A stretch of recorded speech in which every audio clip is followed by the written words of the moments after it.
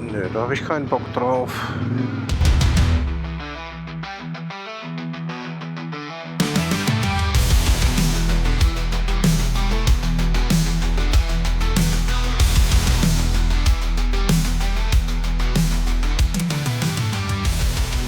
Hallihallo. Nach einem wunderbaren Abend in Merué muss ich heute Morgen leider auf einen spektakulären Blick verzichten. Der Mont Aiguille liegt fast komplett in den Wolken und von Westen zieht ein großes Regengebiet heran. Mit über 1500 Metern ist er der höchste Gipfel der südlichen Cevennen und an klaren Tagen kann man von dort aus die Alpen, das Mittelmeer und sogar die Pyrenäen sehen. Der Berg ist berühmt-berüchtigt für sein extremes Wetter. Heute lasse ich den Wetterriesen also links liegen und habe damit einen guten Grund, nochmal herzukommen. Ich bin hier fast wieder alleine auf den Straßen unterwegs und auch die südlichen Cevennen zeigen sich von ihrer schönsten Seite. Für mich geht es heute weiter durch diese abgelegene, ruhige Region Richtung Provence. Auf dem Weg dorthin liegen auch die Pont du Gard und Avignon mit seinem Papstpalast. Mal sehen, ob ich davon unterwegs etwas erspähen kann. Und hier gibt's auch noch einen Aussichtspunkt, da halte ich doch glatt mal an.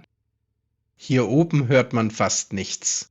Nur die Vögel und die Glocken einer ganzen Ziegenarmee unterhalb des Aussichtspunkts.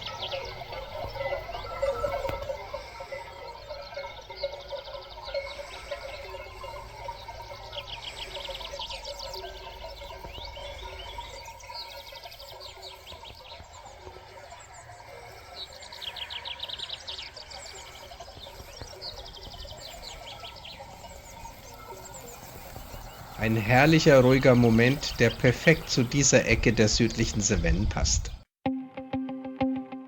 So, jetzt fahre ich aus den Cevennen langsam heraus. Hier nochmal ein paar schöne Aussichtspunkte mitgenommen. Das ist schon sehr schön hier.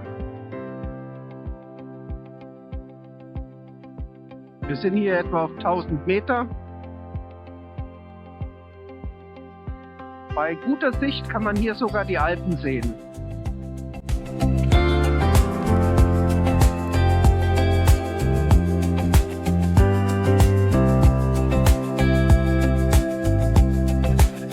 Es zieht schlechtes Wetter auf.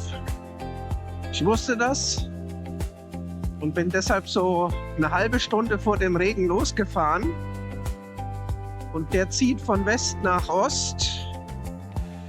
Und mein Ziel ist es immer, so eine halbe Stunde vor dem Regen zu bleiben.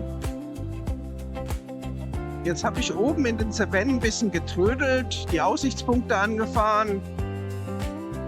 Und jetzt habe ich festgestellt, ups, 2 Berge weiter steht schon die Regenfront.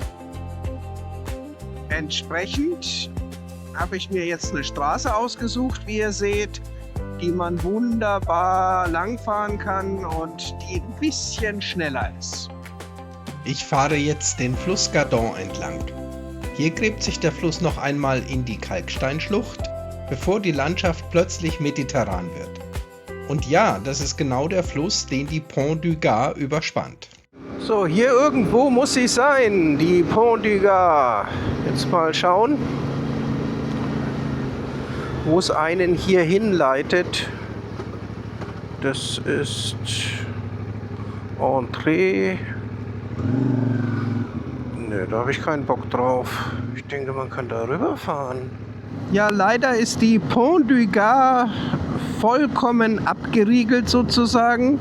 Es gibt keine Straße, wo man irgendwie in die Nähe kommt, um sie auch nur zu sehen. Alle Straßen runter zum Fluss und Wege sind abgesperrt. Es gibt 2 Parkplätze, da kann man jeweils parken. Dann fahren von dort aus die Busse zur Pont du Gard.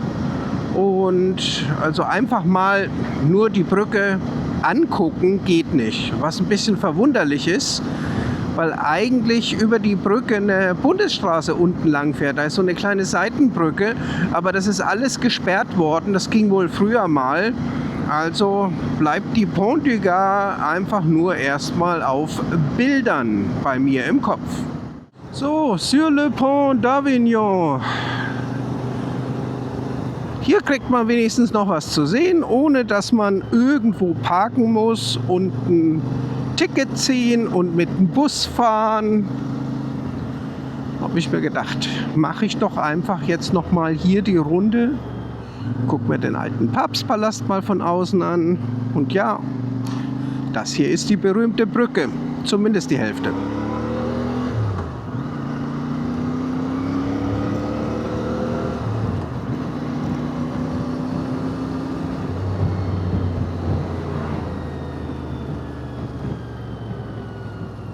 Hier hat man einen schönen Blick über den Luberon. Ich habe es mir ein bisschen anders vorgestellt. Ich dachte, hier sind mehr so, ja, Provence-like. Viele Weinberge, Lavendelfelder, aber es ist eigentlich Obstanbauplantagen. Ab und zu ist mehr, bisschen Weinbau war vorhin da, aber auch nicht so viel.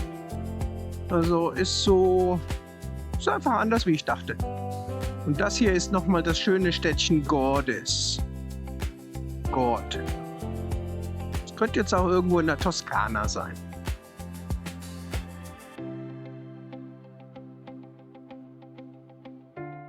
Hier ist ein kleines Lavendelfeld. Aber es ist noch zu früh. Die Blüte hat so ganz leicht angefangen. Jetzt fahre ich nach Roussillon nochmal hoch. Das ist auch einer der schönen Orte hier im Luberon. Fahren wir da nochmal vorbei, bevor ich dann in mein Hotel in die Nähe von Apt fahre. Und ich glaube, das ist vom Timing auch sehr gut, weil in 1-2 Stunden soll es regnen. Das heißt, ich bin heute trocken durchgekommen. Was wollen wir mehr? Also der östliche Teil vom Luberon ist wirklich schön. Man sieht es hier auch an den Sträßchen. Aber der westliche Teil hinter Avignon, der besteht eigentlich nur aus geraden Straßen, Kreisverkehren, viel Lkw-Verkehr und großen Plantagen. Welcome to Roussillon. Und hier sieht man auch die Besonderheit, dass diese ockerfarbene Erde. Route Barrée. Jo. Das wird nix. Sieht schon toll aus. Heute gab es auf diesem Teilstück kein richtiges Wow-Erlebnis. Der Mont Aiguille wäre bei gutem Wetter sicher ein Kandidat gewesen und nach dem Viadukt von Millau hätte ich auch gerne die römische Variante gesehen. Trotzdem waren ein paar schöne Abschnitte dabei und das Rollbier am Abend kommt sogar von einer lokalen Brauerei und morgen geht's an die Küste.